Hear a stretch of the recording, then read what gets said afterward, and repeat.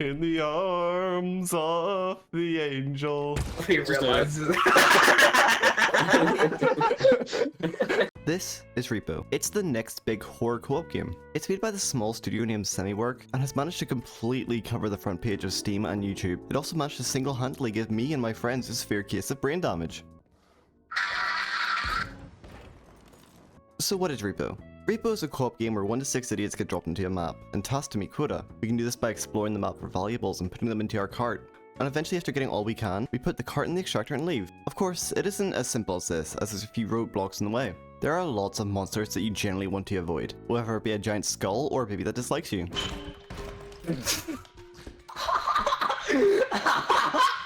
Some items are very fragile, so you gotta be really careful with them.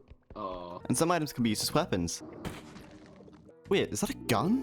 Well, after you finish the level, you get to go to the shop and buy items and upgrades. This allows you to perform better and allows you to make more money when you return to the levels. But to compensate for the gear that you get, the game gets more difficult by adding enemies and higher quotas. Some enemy team-ups can be brutal. And I'm fucked.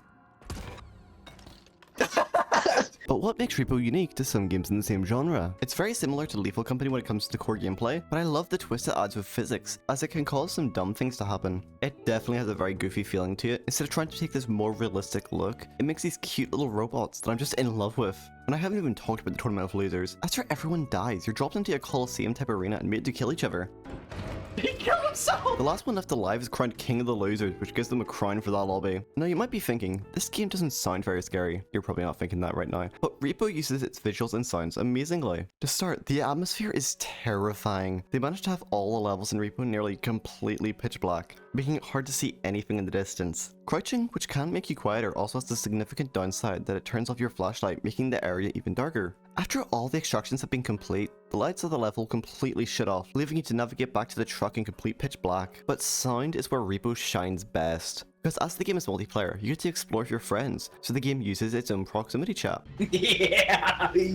This means that whenever you're near your friends, you're able to communicate, but are unable to whenever separated. This helps you associate the sound of other people as safety, but the second you split off from your friends, you get to hear the environment in full force. The creaking of the floorboards, echoes from your footprints, or the sound of valuables hitting the ground. This game can also give you hints as to where to find extractors, which can take the form of some audio cues.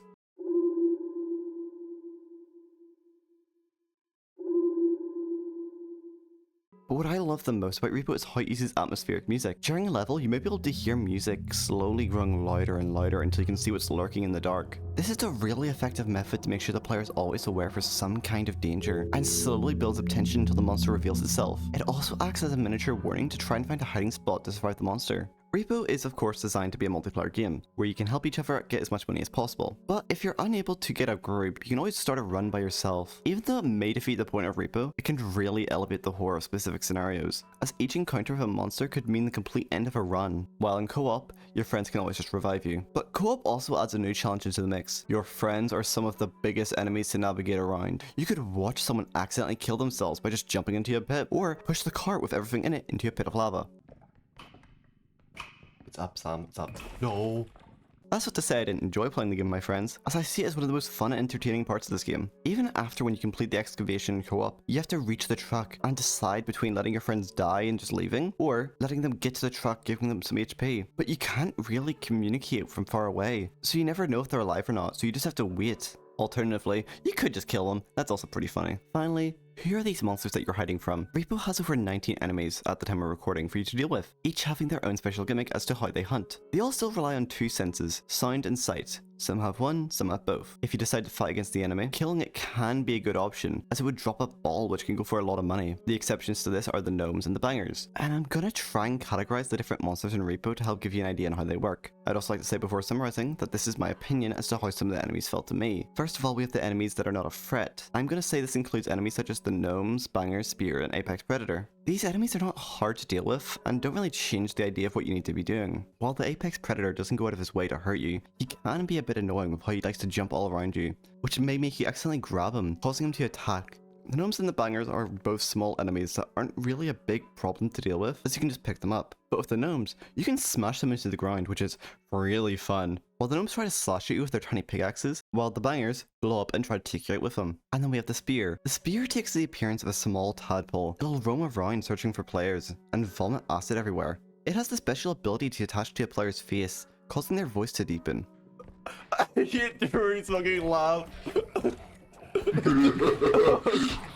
Oh god. What is going on in there? But it's more helpful than harmful, as you can use it to fight the enemies in the level. The next category is the mild threats. These are the enemies that force you to be a bit more careful and make it difficult to explore the level. This includes the hidden, the shadow child, the chef frog, bowtie, the trudge, the peeper, the rugrat, the animal, and the mentalist. Starting off, we have the hidden. The hidden is an enemy that is difficult to detect because of how it's invisible, and at no point do we get to see what it is. So our best way to detect him is through these weird sounds he makes, which are these panicked breathing sounds. And upon catching you, he picks you up and begins running around the map with you in hand. The scary part is how you'll never know where it's taking you, and you could just be dropped at the feet of a larger enemy. The shadow child is a tall, slender creature that appears to have the child's face. When you look at it, it begins to reach out until it kills you. You will know the shadow child is nearby by its distinct laugh. The best way to stop him is to just ignore him, although this does come with the downside that he might be standing where a monster may enter the room. The chef is a frog that dual wields knives and will leap at you on sight, trying to slash at you. He really isn't too bad to deal with unless the room is really small. He can bounce off walls, allowing him to do some real damage to the player, but he does have a low amount of HP, making it a viable option to try and kill him. This is Mr. Bowtie.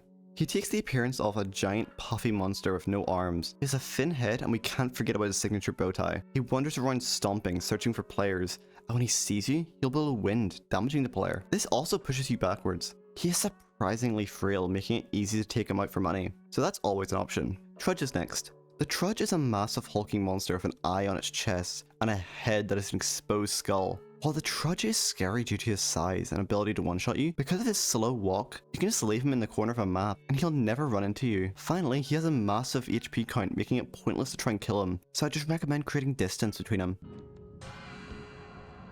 This is the peeper. It takes the form of a giant eye that droops from the ceiling. It is a simple enemy, as all it does is force you to look at it. After a while, it'll begin damaging the player. All you need to do to escape is to just try and break its line of sight. You could tumble and have a friend carry out, you could use invaluable to block out his vision, and you can use a weapon to try kill it. However, the peeper can be scary if it spawns while another enemy is attacking, such as the hunter or the robe, as these enemies are quickly able to kill you. The rugrat takes the appearance of a small child. It has a single tooth, and it is a demon. It runs around searching for players, and upon doing so will begin to chuck items at them. Luckily for me, I just picked him up and threw him around a bit until he died.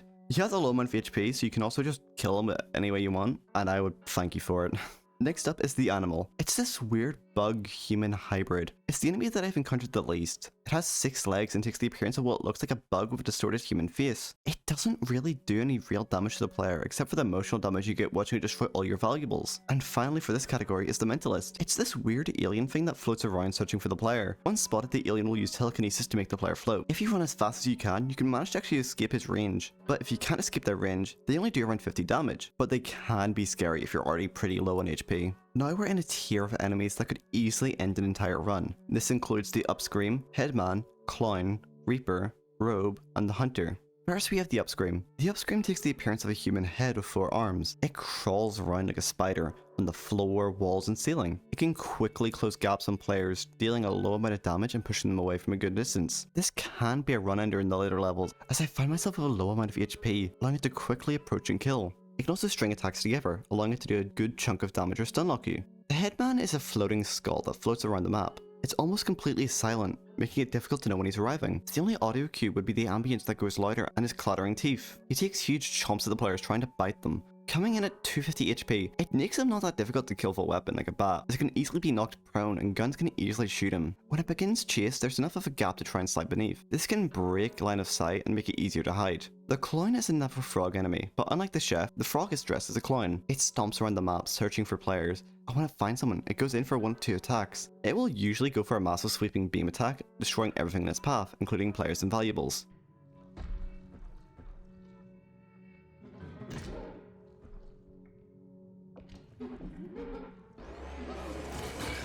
$23K to $6K! If you're quick enough, you can quickly tumble to avoid the damage. You can also be caught out by a second attack, which is a swift kick. Due to its low HP, it's very easy to kill the clown, whether it be by landmine or hammer. The Reaper is an enemy that resembles a scarecrow with blades for arms. It wanders around the map searching for players, and upon doing so, will swing its arms trying to deal damage. The reason I find the Reaper scary is how he's faster than the player's running speed, and even so, you can only run for a limited amount of time. So in the early levels, running into your Reaper can be a run ender. The best way to try and escape them is to break line of sight, so if you're on an open map, this is easier said than done. Fighting the Reaper isn't a great option, as considering its arms are able to hit weapons away, so taking it by surprise is usually going to be the best option here. The Robe is one of the scariest enemies in the game to me. It towers over you with a distorted face and a long dark robe. While it wanders, it's almost completely silent, only music alerting you to its presence, so you might not even notice it entering a room or grabbing you. On grab, it does about 100 damage, and lets out this blood-curdling scream that can be heard anywhere on the map. And making direct eye contact with it, you enrage the creature, and it speeds after you. This forces you to try and break line of sight before hiding. Huntsman is the final enemy in the game for me to talk about. Oh my god.